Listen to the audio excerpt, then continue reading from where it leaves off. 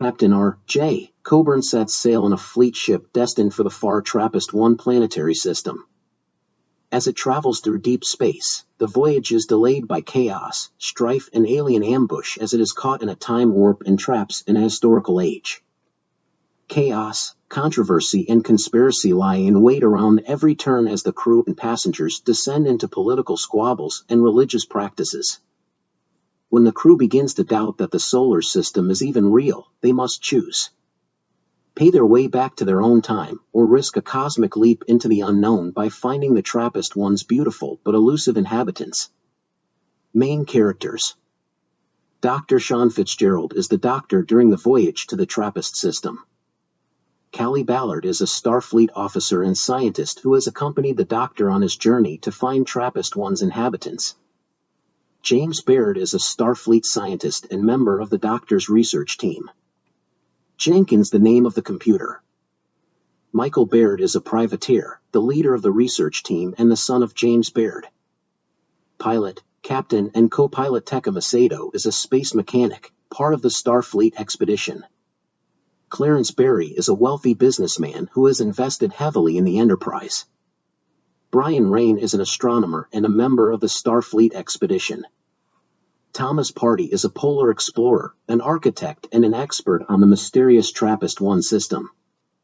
Captain George Hill is the commanding officer of the Galactic Patrol Vessel, another ship in the fleet. Other characters. Dr. Sarah Murphy is the Doctor in the Starfleet expedition.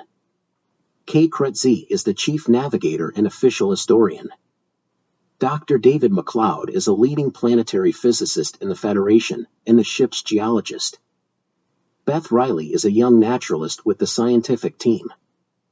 Alexis Riley is the indigenous nomadic pygmy girl from TRAPPIST-1 system. Omid Fouad is the assistant navigator. Malik Munaf is the chief security officer of the ship. Preetail Galani is a trader from Elroyce, a planet that relies heavily on hyperdrive to bring goods to Federation markets. Jean Rivera is a young linguist who joined the Starfleet expedition to study the indigenous alien language, Pymuner. Mr. Steve Faulkner is the senior pilot for the Galactic Patrol Vessel, the Caterpillar. Abigail Adams, child psychologist. Answers to some general questions about the Star Trek Expanded Universe. Callie Ballard, there are all kinds of strange and fascinating and surprising and breathtaking things in this universe. Things we couldn't even imagine. It's our job to find them. James Baird and Dr. Fitzgerald said to take a break from science and write a mystery story. Elliot Delgado, and before that, he said spacewalk outside of a spaceship. It's a brave and wonderful experience to be outside of the spaceship. The TARDIS is big. It's not just another spaceship.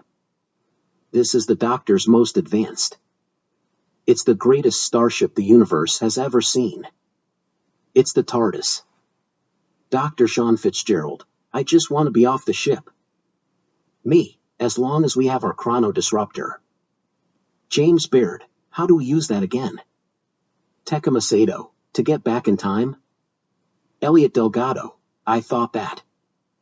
Sarah Murphy, not at all. We use it to move forward, not back. Dr. Shaw, and how do we make our jump back in time? Elliot Delgado, let me show you how to do it. Dr. Shaw, at last, we get to make our own jumps. Mr. Daniel Johnson, Doctor. I need you in the turbo core. Elliot Delgado, we'll be right there, Mr. Johnson. Doctor enters the turbo. George Hill, good morning, Doctor. Dr. Shaw, Mr. Hill, good morning. Elliot Delgado, what was that all about? Dr. Shaw, don't you know? Jump. Elliot Delgado, you jumped in, and now you're going to jump out. George Hill, wait. I'm still trying to get all of my diagnostics done. Tekka Macedo, this doesn't make sense. Elliot Delgado, a jumper must be able to jump on impulse. George Hill, now what? Tekka Macedo, we're doing the same thing, aren't we? Beth Riley, and that's why we're here, isn't it? Mallory Rowe, of course. You gotta know how to break the laws of physics. Break the laws of physics. Dr. Shaw, but not as badly as I thought. Tecamasato, there's no time to make up for it. I'm in danger of freezing to death, and the hyperdrive keeps malfunctioning. Tecamasato, and my suit is on fire. Dr. Shaw, tell me about your problem. Tecamasato, you're not going to believe this. The core engine, the core engine. George Hill, hey doctor. From Dr. Leiden's party, yes, I'm here. I was wondering if you were still there. Hi doctor. Dr. Leiden, hi. There was some kind of technical glitch on the starship. Captain Harrigan, what the hell is going on down there? I don't know. I think we should split up. Wait a second, you mean to say what? I don't, it makes no sense. Didn't you guys work together? Didn't you team up against Xenon before? Of course, I did. But didn't I save your life? Yes, I believe we did. But we're not done with Xenon. Xenon is a planet in the TRAPPIST system. Of course, I did. But didn't I save your life? Yes, I believe we did. But we're not done with Xenon. We are heading out and it's going to take a while. We can go into hyperdrive and arrive in 30 days. Are you in with me? No. Dr. Leiden, did you not notice that my friends and I, myself included, are older than you? So you are in with me? My captains? George Hill, okay, sure, I'll do it. Great. Now let's get moving. I'm going to send you to safety, but first I have a job for you. Where is that? On the flagship. Going to get supplies in and head out in the morning. Excellent. Tecamasato, so George, where are you going to get the gear for this? We salvaged it from the pirate ship last month. Good. It will take me about 20 minutes. I want to get moving to the ship. Tecamasato, and then what? Who is going to come with you? I don't know. Leiden, we can do the work together. Tecamasato, well, if you guys won't help me, at least help yourselves to some beer. Teresa Warren, hey Teak. Good luck. You too. Leiden, yes, you too. Won't that be the last time we ever see each other?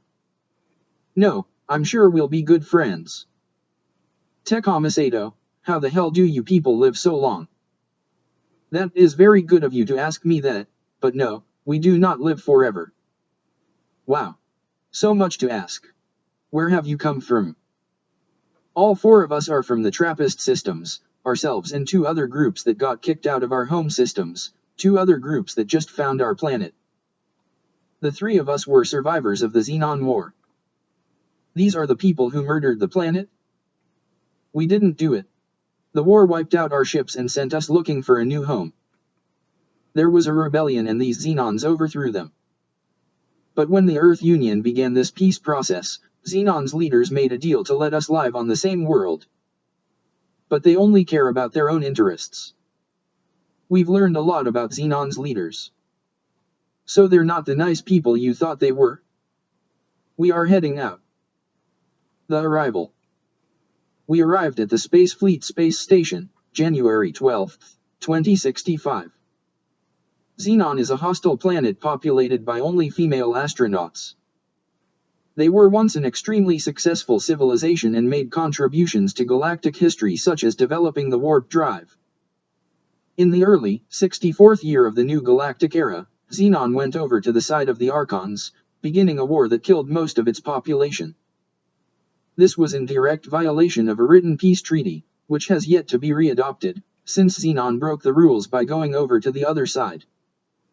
The space station that we are standing in was built by Xenon to carry all the refugees from the planet back to our side. It's here that Xenon has been placing their own civilians, along with refugees from other planets, as a last-ditch effort to protect the last remnants of their population from extinction. The mass amount of traffic also makes Xenon a prime target for assassination. The space station has no physical walls, as the theories were that if the Xenon women with children were located on the outermost parts of the station, then the Archons could get the killing shot without dealing with any children. The station was first attacked on the 30th of July 2064. During the attack, it was found out that Xenon had invented smart frying technology. These things could be powered by Xenon energy, which is the same type of radiation found within the weaponized titanium that Xenon ships use to power their warp drive. The detonation of the frying devices would fry the Xenon vessel's engines, rendering it useless, and causing the Xenon in the ships batteries to ignite. This is what happened to Xenon and other Xenon ships that arrived after we did. They did not send any ships in return, due to fear of revenge. Xenon isn't the only one with a Xenon reactor in their ship. Most Xenon ships have the same reactor and technology on them, so we decided to simply go back to Xenon's home planet to take them out there. We would then wait for all of their ships to return to Xenon and destroy them from orbit. Part 2. When Captain Coburn went into the transporter and transported down to the surface of Xenon, he first met with the defenders of the entry portal of the planet. Big giant women warriors. Captain Coburn requested to see the Queen of Xenon. Captain Coburn then engaged and attempted to meet the Xenon Queen. He knew that she was a dangerous individual when he saw her. At that point Captain Coburn deployed the Galaxy Sea Buster on her and transported more soldiers down to the surface of the planet to get any allies he could. The astronaut security team took all persons captive and had them put into security pods. Then they took the captain and his assistant to see the Queen. The Queen was wearing a domed helmet and had blood on her clothes. He noted that she was not afraid of him. She then asked if Captain Coburn was another stormtrooper. Captain Coburn then told her that he was the son of the late Roy Coburn. The Queen then replied that Roy Coburn was a fool. The Queen was said that she would kill Captain Coburn if she had to. He said there has to be another way to reach a understanding. So they decided to talk over a dinner. Captain Coburn told the Queen that he was an American patriot and an old Southern man. The Queen remarked that she had been scared of the tattered galaxy for far too long. They decided that the Queen would get Captain Coburn to accompany her to a gathering of Xenon thought leaders. They were going to discuss the fact that the Xenon War had lasted for far too long. The Xenon needed to start making a treaty with the human race. Captain Coburn was very skeptical to the point that he would rather have been thrown out into space than join the celebration. Starfleet began giving them new promotions, most of which were given to women. While this angered the rest of the crew, Coburn believed that if there were women around then there would be no point for the Xenons to go to war. Captain Coburn had fought in an interstellar war and survived, and he was one of the reasons the Xenon turned back. He was a part of a group of 300 astronauts that was the last to be rescued, and he immediately signed up to be a Xenon officer. He was put in charge of the garrison on the USS San Francisco. They were tasked with letting humans know that the Xenon had returned and the human race needed to start uniting to repel the Xenon threat. Coburn was at first very reluctant to make contact with humans. He was used to being the center of attention and liked things the way they were, but his employer had other plans. He knew that humans would be the only chance that the Xenon had. The Xenon thought that Earth was one of the major stumbling blocks to peace. They also thought that Earth was the key to controlling all of the other worlds. Captain Coburn agreed to help, because the human race was needed to stop the Xenon. Captain Coburn was put on the ground patrols to make sure that Xenon did not turn human. His duties went from just patrol and detective, to being a human weapon. All of the humans had been given a combat patch and Coburn was chosen to wear it. Captain Coburn was able to turn Xenon and his new wife was able to activate the chip in him that let him turn back into a human. After Captain's wife died, the captain was assigned a task to find a human who was not in fact human, but had morphed into something else. Captain Coburn caught a young Chinese boy going through an alien nest and determined that he was not human. The alien colony where the boy was living had been decimated and killed. Captain Coburn was able to turn the boy back into human, but only to save him. The boy was old enough to cope. He was an adult and had been a part of the alien colony for almost 20 years. He had given the aliens their own blood and other things that allowed them to hide in plain sight. Escape plan. So after the meeting and the talking through the night, the Queen became quite enamored with the captain. Her every waking thought was of him and escaping to the planet they call Earth. So she and the captain devised a plan for her to escape with him to go live on planet Earth. She could then escape the ensuing war about to happen on Xenon. They would try to remove as many people from the planet as their Starfleet could carry. Her plan: she would have the full cooperation of the government. The governments here would take in the proles and put them through Starfleet and military training. After the training was over, she and the captain would start a new home, free from the murderous emotions and moods of the government over population movement. The leaders of the governments on both continents were thinking the same thing. They would work together. It was a huge relief for the government that she would now live out the rest of her days on the planet they had once called home, and they could stop being the meddling fools that they were. The planet was empty except for one lone country.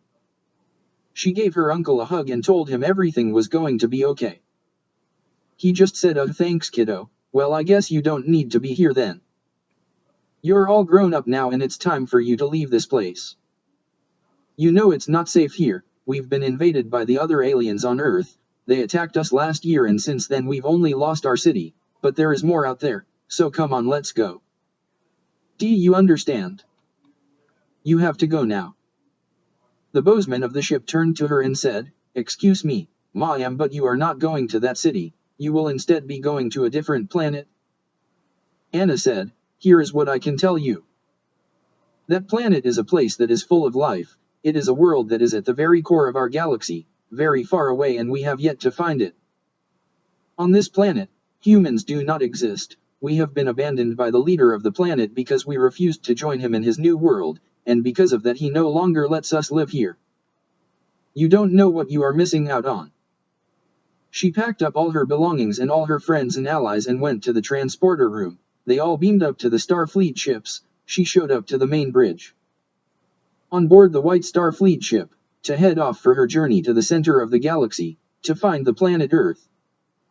You have gone through all of the boring events of your life. Now is the time for you to have some action and adventure. Get out there and do something. This planet will not give you the real adventure, it is what you do from here that counts. Surik looked back at her and smiled, but the smile didn't reach his eyes. The girl watched as the Vulcan raised his hand and used the force to shove her off the bridge. Surik then left the bridge and disappeared off the bridge of the ship. Leaving. We are leaving, we are going to the planet called Earth. She was hopeful her and the Captain Coburn would be together, so they left Xenon. The story tells about the humans crossing the desert and search for a new home in this beautiful new world. He paused for a second. His eyes were distant and his voice calm. He looked at Anna. Now I have to let go. I have to leave this planet and remember what is most important to me. She continued to read. A few hours later we entered Earth. The sea was like a blue gem, beautiful and peaceful. So why are we here in this man-made world? To have a place to live and to have food, said the captain. So we have a place to live and have food? She asked. The captain said yes, we are arriving now. She smiled and was pleased he said we. He was hopeful he loved her as much as she loved him. She hoped they would be together. Finally arrived at Earth, the captain took a fly around so she could see the whole planet and to look at its beauty. She was amazed how beautiful it was, just like everyone always said it was. They started the descent and landed in Brazil in a jungle area still unspoiled by human inhabitants. He parked the ship, and, like she knew he would, came back, put her hand in his, and they kissed. Back on planet Xenon, when they realized their queen had left them, they were furious. They still had many of the men they had captured in the security pods. They decided to let them out. The danger had passed and they were no longer a threat. Many had made relationships with the captive men, so they were allowed to stay in their community. Back on Earth, the captain had a secret spot picked out and he and his men had built homes from the jungle woods and trees. His name was Coburn, they called him the Great Captain. He was watching the last couple of rays of the sun disappear. Final scene. Anna had been reading a book. She wasn't really paying attention. She had it open to the section, Grief, Till Death Do You Part, No One Can Understand Until You Have Been There. She had read this before. She looked over at her captain. He had gone to sleep, but Anna was not tired. She continued to read. She had seen many versions of this story over the years, but hers seemed to have the best ending. She smiled. The end.